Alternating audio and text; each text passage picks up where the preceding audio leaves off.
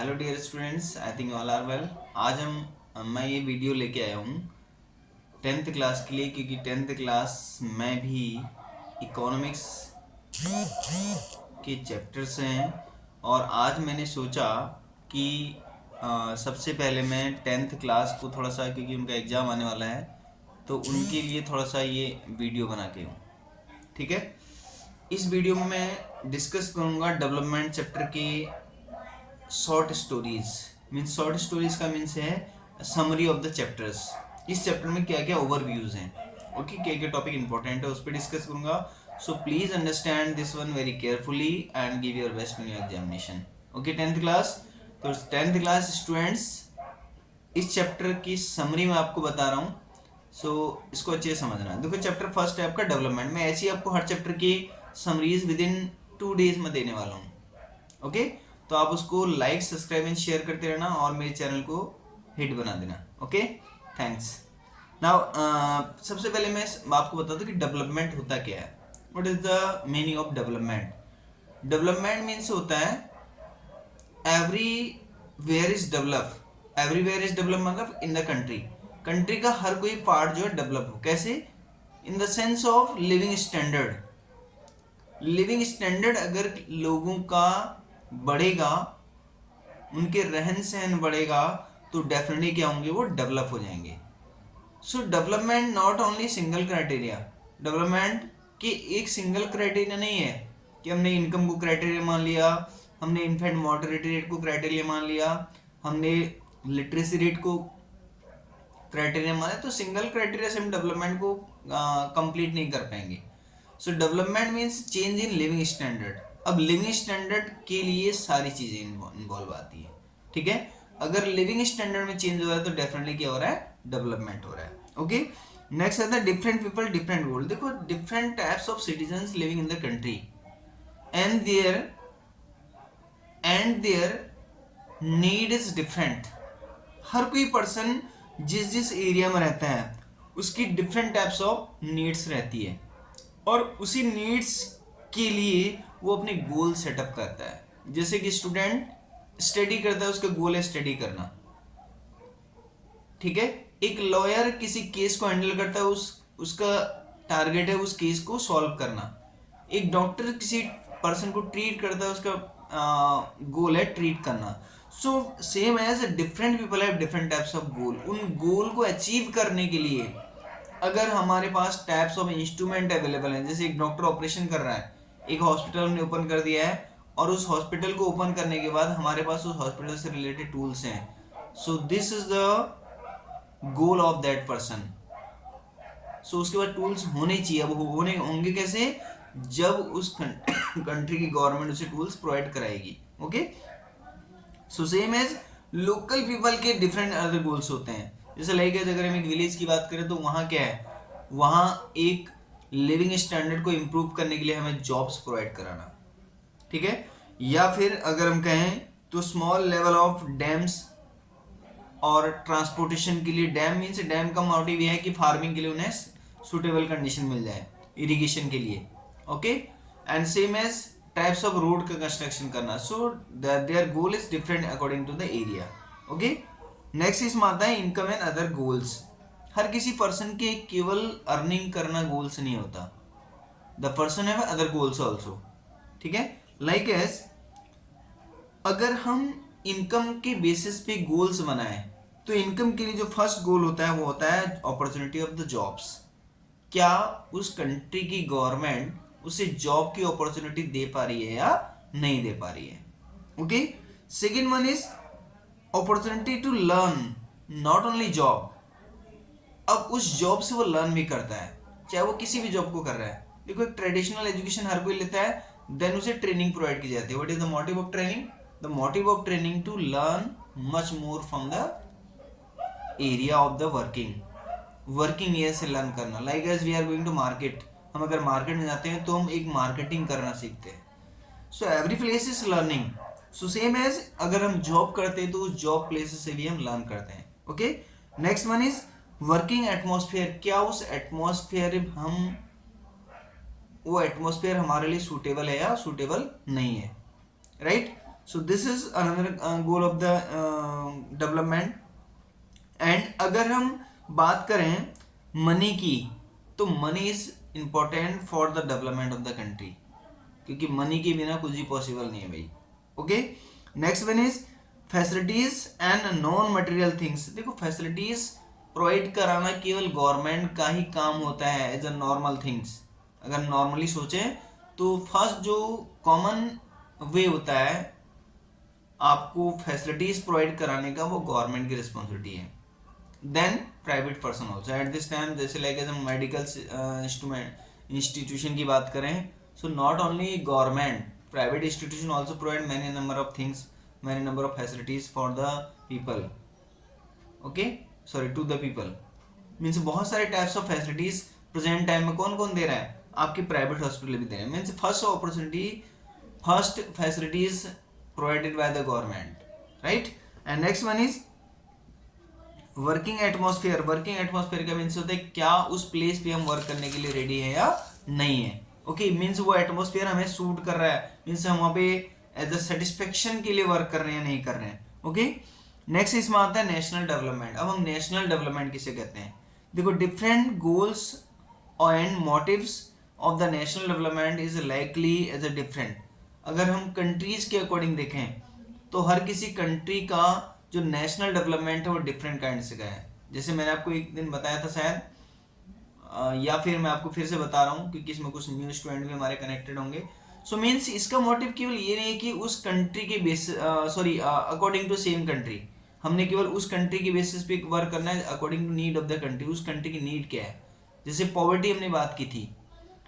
अब हर किसी कंट्री में जो पॉवर्टी है वो टाइप्स ऑफ पॉवर्टी है. अमेरिका में भी पुअर लोग रहते हैं, बट वो पुअर कैसे हैं, वो पुअर हैं आपके relative poor, they are just like as a relative poor only. And India में कैसे है, एब्सोल्यूट पुअर. एब्सोल्यूट पुअर का मतलब क्या होता है, जो एक्चुअल में गरीब है, जिनके पास खाने के लिए सामान नहीं है और रहने के लिए घर नहीं है और पहनने के लिए कपड़े नहीं है, तो these are the poor, absolute poor. And they are unable to take education facilities, so these are absolute poor, right. And अगर हम बात करें अमेरिका की, तो अमेरिका में पुअर हैं, तो पॉवर्टी कैसी है, like as they have car but car is not luxury. अब कार कैसी है, लग्जरी कार नहीं है भाई, इसलिए वो पुअर है. सो अब अमेरिका क्या है, डेवलप कंट्री है, इसलिए वहां के लोग अगर कार लग्जरीज वाली परचेज नहीं कर पा रहे हैं, so that's mean the family is under the poverty. But poverty is relative poverty, not absolute poverty. Okay. So and अगर हम बात करें रिक्वायरमेंट ऑफ नेशनल डेवलपमेंट, जो नेशनल डेवलपमेंट के लिए रिक्वायरमेंट्स होती हैं वो क्या है, income of the person, means like as per capita income. Per capita income कैसे निकालते हैं भाई हम, जिसे हम एवरेज इनकम भी कह सकते हैं नॉर्मल वे में. देखो क्या हम करते हैं, total income of the country population upon total population of the country, इससे हम निकालते हैं पर कैपिटा इनकम. कैसे कि जो टोटल इनकम है कंट्री की उसे ऐड कर देना है, चाहे उस कंट्री में 1 लाख लोग रहते हैं, चाहे उस कंट्री में 5 लाख लोग रहते हैं, चाहे उस कंट्री में 1.4 करोड़ पॉपुलेशन रहती है. ठीक है, तो वो सारी पॉपुलेशन की इनकम कितनी है उसे ऐड कर दो और देन उसे डिवाइड कर दो उसी नंबर ऑफ पॉपुलेशन से. सो उसे हम कहते हैं पर कैपिटा इनकम. ये क्वेश्चन आ भी सकता है. ठीक है. अब इसी के बेसिस पे पर capita income plus life expectancy. Life expectancy क्या है कि वहां के लोग एवरेज कितनी एज तक जीते हैं. देखो 1950 में हमारी कंट्री की एवरेज इनकम क्या थी, अराउंड 33-34. क्यों, क्योंकि वहां पे उस टाइम पे जो इन्फेंट मोर्टेलिटी रेट थी वो काफी कम थी. ठीक है. और प्रेजेंट टाइम हमारी जो इन्फेंट मोर्टेलिटी रेट काफी कम हो चुकी है, मीन्स जो बेबी चाइल्ड की डेथ है काफी कम हो रही है, तो हमारी जो लाइफ एक्सपेक्टेंसी वो कितनी हो गई है, 67 के अराउंड. ठीक है, डेफिनेटली वो इंक्रीज हुई है क्योंकि जो बेबी चाइल्ड की डेथ हो रही है उससे काफी लेस पहुंच जाता है. ठीक है. नेक्स्ट है the comparison of the country और स्टेट्स. अगर हम कंपैरिजन करें कंट्रीज और स्टेट के बीच में डेवलपमेंट के कंडीशन के according, the national income is the residence of the country over the period of time and also known as the total income. Okay. Countries like the higher income are USA, UK, Japan. इन countries की income बहुत ज़्यादा high है. Actual में they are much more technical. Japan को देखो, हम जो भी प्रोडक्ट लेते हैं, जो न्यू न्यू टेक्निकल प्रोडक्ट लेते हैं, वो प्रोडक्ट कहाँ से आ रहे हैं? जापान से आ रहे हैं। और जो हम टेक्नोलॉजी आज यूज़ कर रहे हैं वो आज से 50 साल पहले यूज़ कर चुका है। सो ये चेंजेस है, इसलिए वो डेवलप है। यूके, यूनाइटेड किंगडम, वो कैसे डेवलप है? क्योंकि उसकी टेक्नोलॉजी हमसे काफ़ी आगे है। यूएसए, यूनाइटेड स्टेट अमेरिका, इसकी भी इनकम काफ़ी अच्छी है और काफ़ी टेक्निकल है। So technical means knowledge about the technology and how, because they are educated, क्योंकि वो पहले से ही एजुकेटेड हो गए थे, इसलिए वो आज डेवलप कंट्रीज हैं। So these are the develop country. अगर इनको कंपैरिजन करें इंडिया से, जैसे जापान को कंपेयर करें इंडिया से, तो जापान की टेक्नोलॉजी और इंडिया की टेक्नोलॉजी में बहुत ज़्यादा चेंजेस है, बहुत ज़्यादा वेरिएबल्स है। रीज़न क्या है? क्योंकि जापान की जो टेक्नोलॉजी है काफ़ी स्पीड से ग्रो कर रही है और इंडिया की टेक्नोलॉजी प्रेजेंट टाइम ग्रो कर रही है, बट हम आज थोड़ा सा बैक हैं अकॉर्डिंग टू जापान, राइट। और अगर यूएसए की बात करें, यूके की बात करें, अब इसी को अगर हम बात करें, इंडिया का कंपैरिजन करें पाकिस्तान से, तो पाकिस्तान के अकॉर्डिंग हमारी टेक्नोलॉजी काफ़ी इंप्रूव है, काफ़ी अच्छी है। सो ऐसे ही हम इंडिया की कंपैरिजन करें नेपाल से, सो नेपाल के अकॉर्डिंग हमारी कंट्री की जो टेक्नोलॉजी है काफ़ी अच्छी है, means but not according to develop countries. Okay, next one is comparison the per capita income. Per capita income मैंने आपको बताया कि पीसीआई का मतलब होता है पर capita income, means it is also called average income, इसे एवरेज इनकम भी हम कहते हैं, ठीक है। सो मीन्स एवरेज इनकम जिस कंट्री की ज़्यादा होगी तो डेफिनेटली वो कंट्री क्या है? डेवलप है। Okay, next one is world bank report पर कैपिटा इनकम। वर्ल्ड बैंक की रिपोर्ट के अकॉर्डिंग कौन सी कंट्रीज को हम डेवलप कंट्री कहते हैं? देखो, first condition, countries with PCI means पर कैपिटा इनकम यूएस डॉलर। अब देखो यूएस डॉलर क्यों कहा गया यहाँ पे? यूएस डॉलर मीन्स होता है इंटरनेशनल करेंसी। इंटरनेशनल करेंसी को यूज करके ही हम मेजर करते हैं कि कौन सी कंट्री के पर कैपिटा इनकम ज्यादा है या कम है, इसलिए यहाँ पे यूएस डॉलर का यूज किया गया।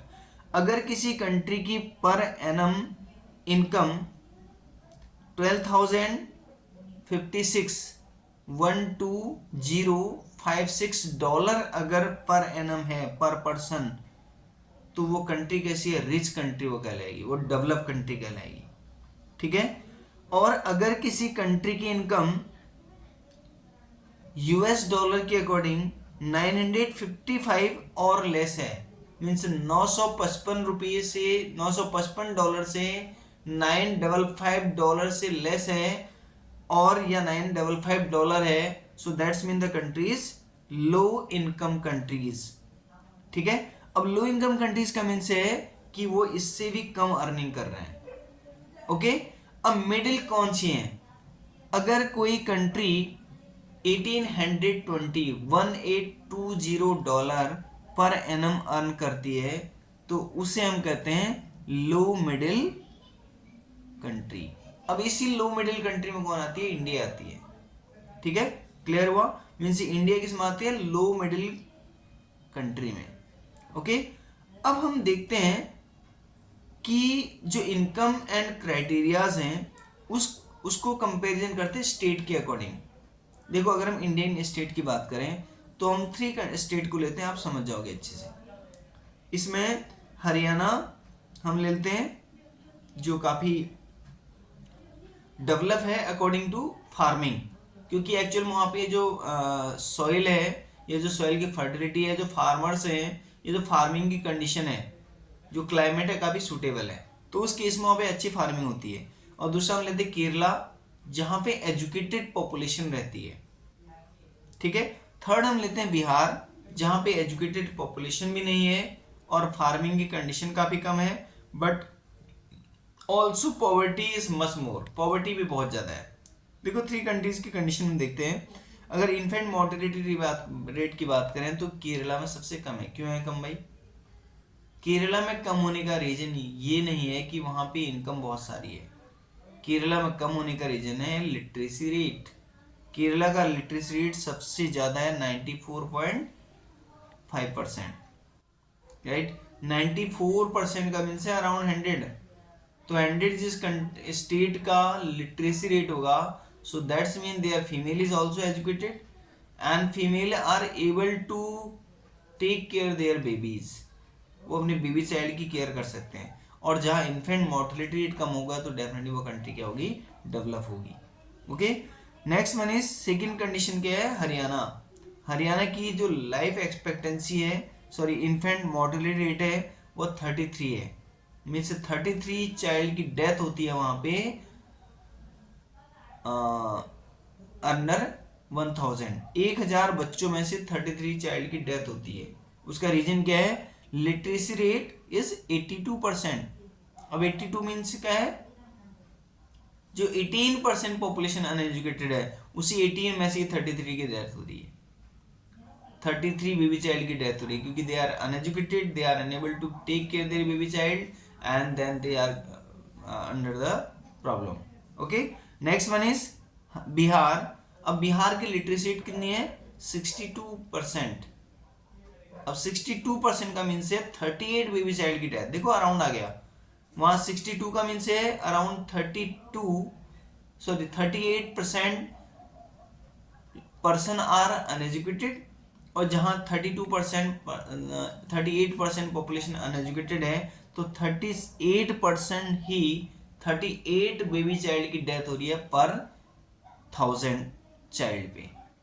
सो this is the condition of the country. And अगर पर कैपिटा इनकम की बात करें, देखो हरियाणा की पर कैपिटा इनकम सबसे ज्यादा है, 1,62,034 रुपीज, सबसे हाईएस्ट। और जबकि अटेंडेंस रेशियो है, जो स्कूल अटेंड करने वाले लोग हैं, ओनली 61। और इसी को कंपैरिजन करें पर कैपिटा इनकम को केरला से, सो केरला का है ओनली 1,40,190, बट यहाँ पे जो लिटरेसी रेट है काफ़ी टॉप है, और जो आपका नेट अटेंडेंस रेशियो 83 है, काफ़ी और टॉप है। ओके, नेक्स्ट वन इज पर कैपिटा इनकम 31,454 है ओनली, किसका, बिहार का। और लिटरेसी रेट काफ़ी कम है, 62%, और इन्फेंट मोर्टेलिटी रेट 38 है, और नेट अटेंडेंस रेशियो जो है आपका 43 ओनली है। 43 are attending the school. Attendance ratio का मीन्स होता है कितने लोग स्कूल को अटेंड कर रहे हैं, right. So this is this topic. And now next one is public facilities. Public facilities किसे कहते हैं, कि उस कंट्री की गवर्नमेंट कितने टाइप ऑफ पब्लिक फैसिलिटीज आपको प्रोवाइड कर रही है। देखो इट इज मोस्ट इंपॉर्टेंट। देखो हर कोई पब्लिक, एक रिचर तो अपने लिए बहुत कुछ मैनेज कर सकता है, लेकिन क्या एक पुअर फैमिली का पर्सन अपने लिए बहुत कुछ मैनेज कर पाता है, नहीं कर पाता। सो उस केस में कौन रिस्पॉन्सिबल है, उस स्टेट की गवर्नमेंट या उस कंट्री की गवर्नमेंट। अब वो कंट्री की गवर्नमेंट अगर प्रोवाइड कर रही है हेल्थ फैसिलिटीज, सो डेफिनेटली वहां में क्या होगा, इन्फेंट मोर्टेलिटी रेट कम होगा। अगर वहां की गवर्नमेंट एजुकेशन फैसिलिटी दे रही है, सो डेफिनेटली वहां की लिटरेसी रेट हाई होगी। अगर वहां पे पीडीएस सिस्टम के थ्रू फूड ग्रेन्स डिस्ट्रीब्यूट किए जा रहे हैं, सो वहां पे क्या होगा, वहां पे नंबर ऑफ जो एजुकेटेड पर्सन होंगे वो ज़्यादा होंगे और एम्प्लॉयड ज़्यादा होंगे, and they are going to take the good job, क्योंकि वो हेल्दी होंगे और अच्छी जॉब करेंगे, और अच्छी जॉब करेंगे तो अच्छी अर्निंग भी करेंगे। Clear. Next one is body mass index, BMI जिसे हम कहते हैं। It is most important. Body mass index क्या होता है, कि हम according to the condition, according to the child, उसका वेट कितना है। ओके, ठीक है। BMI हमको कैसे कैलकुलेट करते हैं, BMI कैलकुलेट करने का एक फॉर्मूला भी होता है। फॉर्मूला क्या होता है, weight of the person upon his height. उसके वेट को उसकी हाइट से डिवाइड करें तो उससे हम BMI निकाल लेते हैं, बॉडी मास इंडेक्स निकाल लेते हैं। ठीक है।